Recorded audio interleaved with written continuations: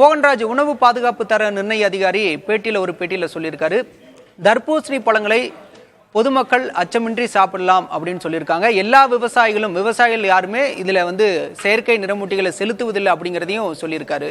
விவசாயிகள் தரப்புல இப்ப என்ன சொல்றாங்க?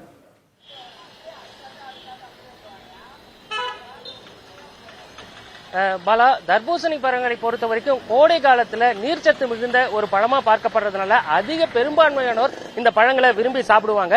ஆனா இப்ப எழுந்திருக்கக்கூடிய அந்த நிறமி சர்ச்சை காரணமாக வியாபாரம் ஒட்டுமொத்தமாக பாதிக்கப்பட்டிருப்பதாக வியாபாரிகள் தரப்பில் தெரிவிக்கிறாங்க. அதாவது விவசாயிகள் தங்கள் தரப்பில் தெரிவிப்பது, நாங்கள் இது போன்ற நிறமிகள் எதுவும் கலப்பதில்லை அப்படின்னு சொல்லியிருக்காரு.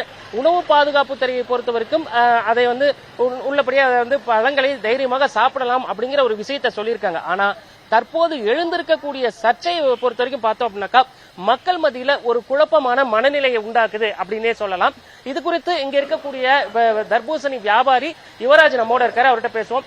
இந்த தர்பூசணி பழங்கள்ல நிறங்கள் கலக்கிறதுனால ஒரு சர்ச்சை ஏற்பட்டிருக்கு. இது உங்களுக்கு வியாபாரத்தை பாதிச்சிருக்கா? ஆமா சார், இது ரொம்ப நாளா போன வருஷத்தோட இந்த வருஷம் விளைச்சல் போன வருஷம் நல்லா வியாபாரம் நடந்திருந்தது. இப்ப போன வருஷம் பாத்தீங்கன்னா வியாபாரம் ஒரு கிலோ 30ல இருந்து 40 முறை விலை ஏறுது, நல்லா வருமானம் வந்துச்சு. ஆனா இந்த வருஷம் அந்த கலர் பிரச்சனை காரணமா பாத்தீங்கன்னா வெறும் 10 ரூபா முதல் 15 ரூபா வரைக்கும் தான் விற்கப்படுகிறது. அதனால எங்களுக்கு வியாபாரத்துல ரொம்ப நஷ்டமா இருக்குது. இப்ப பாத்தீங்கன்னா பாருங்க, இந்த பீஸ் 10 ரூபாய்க்கு நாங்க தரோம். இப்ப பாத்தீங்கன்னா 5 ரூபாய்க்கு கூட யாரும் வாங்க மாட்டேங்கிறாங்க. ஏன்னா அந்த கலர் பிரச்சனை எல்லாம் இருந்து இப்ப பாத்தீங்கன்னா ஒரு வியாபாரிட்டு இருந்து நாங்க விவசாயிட்டு இருந்து வாங்குறாங்களா, அப்புறம் வியாபாரிட்ட நாங்க அறுத்து கூட எங்களுக்கு நல்லா இருக்கு. அது விவசாயி கலக்குறாங்களா வியாபாரி கலக்குறாங்கன்னு தெரியும். நாங்க வாங்கி விக்கிறவங்க. இப்போ விவசாயி நாங்க கலக்கிறது இல்ல அப்படின்னு சொல்றாங்க. விற்பனைக்கு செல்லக்கூடிய இடத்துல வியாபாரிகள் ஒரு வேலை கலந்திருக்கலாம் அப்படிங்கிற ஒரு சந்தேகத்தையும் முன்வைக்கிறாங்க. அப்படி ஏதாவது நடக்கிறதுக்கு வாய்ப்பு இருக்கா? அதை பொறுத்த வரைக்கும் எங்க தரப்புல பாத்தீங்கன்னா வியாபாரி கலக்குறாங்கன்னு தெரியல, விவசாயியும் கலக்குறாங்கன்னு தெரியல. ஆனா எங்களை பொறுத்த வரைக்கும் யார் கலக்குறாங்கன்னு தெரியல. எங்கேயோ நடக்கிறது இங்க நடந்தா, அதனால எங்க வியாபாரம் ரொம்ப நஷ்டமாயிருச்சு. இப்ப பாத்தீங்கன்னா ரொம்ப 10 ரூபாய்க்கு தெரியா, 5 ரூபாய்க்கு தெரியான்றதுக்கு எங்களுக்கு வியாபாரமே இப்போதைக்கு இதுவே இல்ல. 10 ரூபாய்க்கு வாங்குறவே எவ்வளவு பழம் காஞ்சிருக்கு. எங்களுக்கு சுத்தமா வியாபாரமே இல்லாம நாங்க மழை வர்றது எதுவுமே வியாபாரத்தில் இல்லைன்னா நம்ம ரொம்ப கஷ்டத்துல இருக்கிறோம்.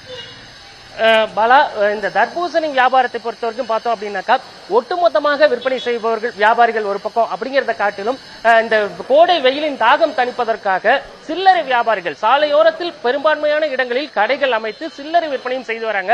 அவர்களுக்கும் இந்த ஆண்டு வாழ்வாதாரத்தில் ஒரு நெருக்கடி ஏற்படக்கூடிய சூழல் தான் இந்த தர்பூசணியோட நிறமி சர்ச்சை ஏற்படுத்தியிருக்கு அப்படின்னே சொல்லலாம்.